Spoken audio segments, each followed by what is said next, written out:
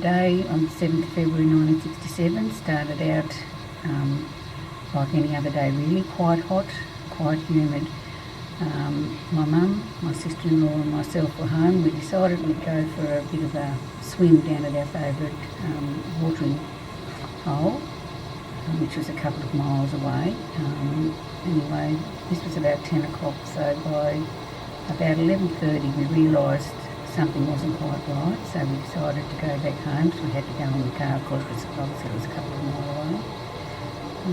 We got back home, and by this time the fire had come down over, because we lived underneath Sleeping Beauty, it had come down over the mountain and was starting to burn the paddocks. There were 4 houses above us, which all got burnt. Now, our house didn't get burnt, but we found out the next day, of course, that it didn't get burnt, but then the lino all got buckled, and the garage with a Land Rover and all my brother's and his wife's furniture, because they'd come back from the mainland recently, were in that. That all got burnt. But anyway, we didn't have time to do anything much. Just before we left in our car to try and get away, a young chap, because everybody knew everybody, he and his father went up the mountain to their mill to try and save some stuff. Well, coming back, he fell off the back of a truck, and the skin on his back was hanging down like a shirt tucked in his back, down the back of his legs when he got to our house. We gave him water. He did survive. He had to have a lot of skin grafts, of course, but luckily, like a lot of other people, unlike a lot of others, he did survive, and so did we. But we got in our car anyway, and we took off and got what we could gather quickly. We had pets that we didn't have time to let go, a pig and some little dogs that got burnt.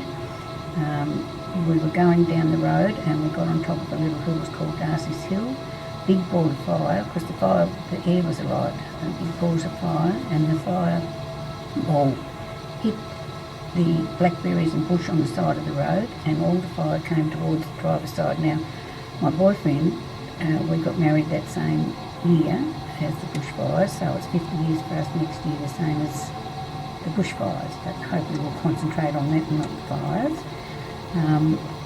He bought a automatic car on the Friday before the Tuesday bushfires, and I wasn't used to it. I was only 17 at the time, and of course when the fire all came over, they say stay in your car, but all the windows and doors were locked, shut, closed, but all the smoke was coming in. We couldn't breathe, so we had to get out. So next door neighbour's baby and my mum got out first, and they went up the drain. Then my sister-in-law and my neighbour got out. They went past the cars, the fire got them. They ended up in hospital for 6 weeks in ice packs. When I went past, I put my arm up like that to shield my face from the flames, and all burnt down my arm everywhere and my face. But luckily I didn't have any major scars like they did. After we got burnt, the chap on the bank, Darcy, came down and started the car for us, so we got in the car and we went to obviously try and escape the fires. We got down as far as the hall and the church. There was a hall on one side of the road at Mountain River and a church on the other. Now the grass was very low around the church. We couldn't go any further because the little bridge we'd just gone over was burning. The fire was on 4 sides of us, so we had nowhere to go. We had to stay there.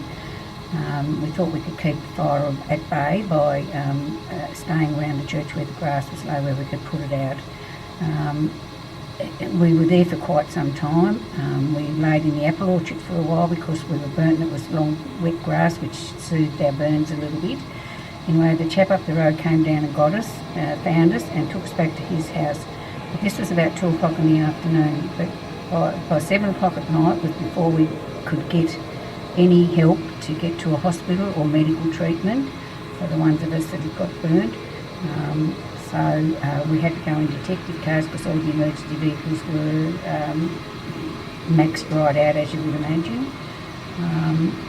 And yeah, like I said, my sister-in-law and neighbour had 6 weeks in hospital. I had to go back every day for dressings, etc., which wasn't nice, but I survived it, which was a lot more than a lot of other people did.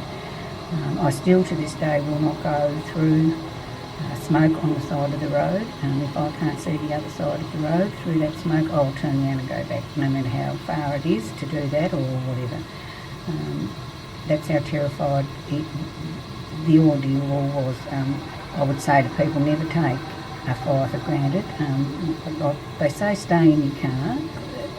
Most of the fire videos or whatever you watch, or people say it's, if you get caught in it, stay in your car. But I found that we just couldn't stay in there because the smoke was pouring in and we couldn't breathe. So that's why we had to get out, and unfortunately that's why we got burnt. But very horrific day, very bad memories.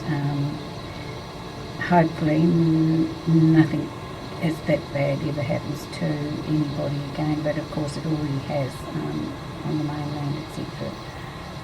But yeah, that's my story of the 67 bushfires, and like I said, a day I will never forget. It's etched in my memory forever.